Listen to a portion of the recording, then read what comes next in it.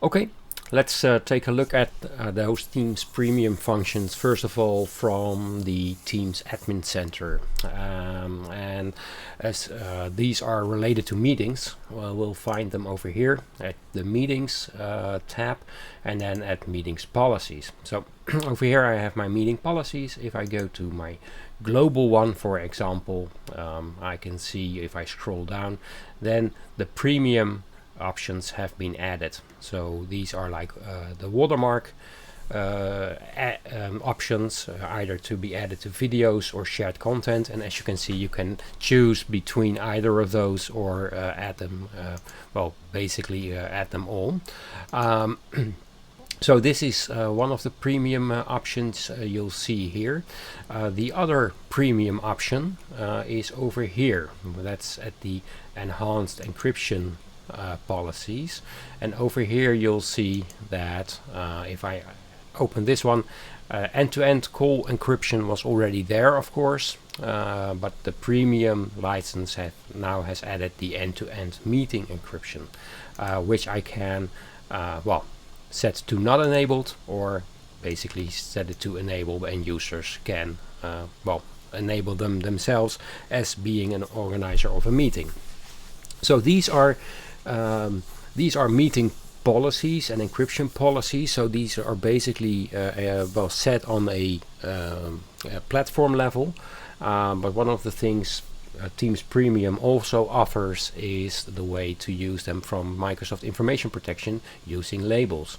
So let's take a look at those. Over here I have my information protection, and I have several labels already. So let's take a look at the the protected ones. So I have one over here which is called Board Meeting Confidential. So let me just open that up in the basically in the edit mode. So I've got some information here. I've got a label color. Well, that's not too relevant right now.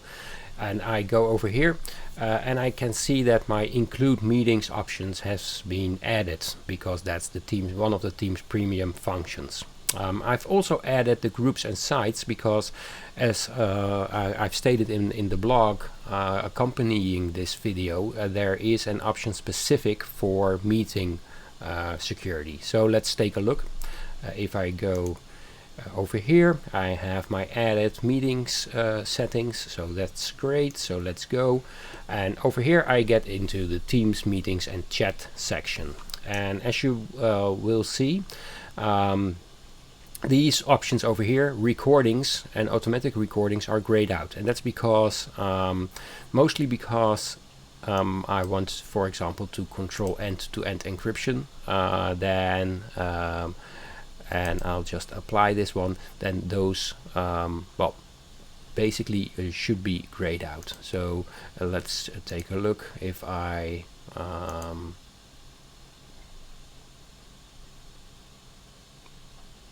so as you can see, I just well, deselected this one, and now I can say, okay, who can control the recording, etc. But if I go to control end-to-end encryption, you'll see that this is grayed out. The end-to-end encryption for meetings really does well, that doesn't work for recordings, so those are not available.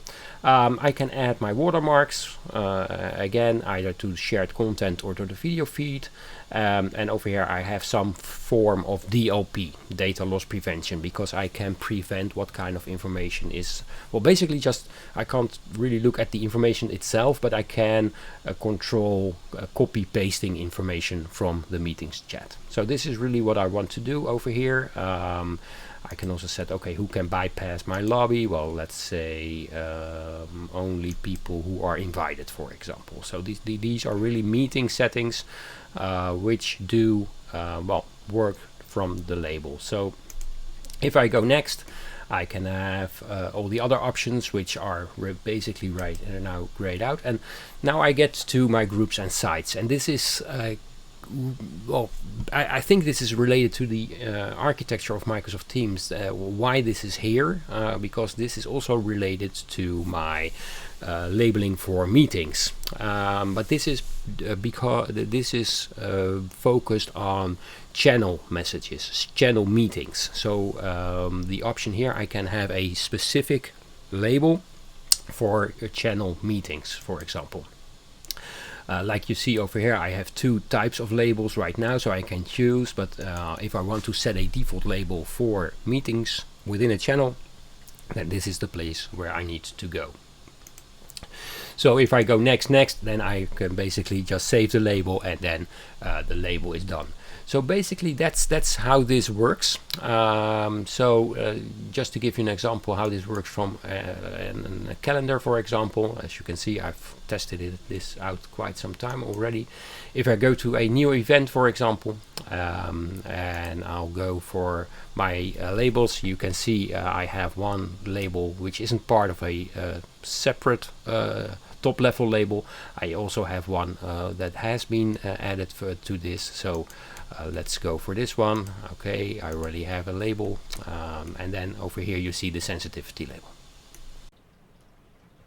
Okay, well, let's look at how this works from a functional perspective. So over here I have Teams, of course. This is the Teams client. And over here I have a meeting, so let's just join this meeting and let's see what happens. So okay, that's me. Hi. So let me just join. I'm already joined on another platform, by the way, using, there I am again, using my Teams app on my phone. So what you see over here right now is that well, Teams Premium has been activated. You see that I've got, in this case, I've got a the user's email as a watermark, and if you look over here, you'll see that it has been end-to-end encrypted. The sequence of numbers you see, if that corresponds on all the devices that are connected at that time, that really means that the connection is end-to-end encrypted. So this is basically how this works. If you'll see over here, I've got some, well, I don't have the meeting options over here right now because I'm currently well, logged in as a user that's not the organizer of the meeting. If I would have been the organizer, I would have seen the meeting options, which also would have shown you that I can disable or enable the watermark and the encryption, because this meeting at this moment isn't labeled. So this is just using those options from Premium, not using the labeling, and that's also well, you can see that because it doesn't display any label over here. So if there's a label over here, then the meeting is labeled and the settings correspond to the label. If not, then it's just plain old Premium, if you will. So that's basically how this works from a end user's perspective. Bye bye.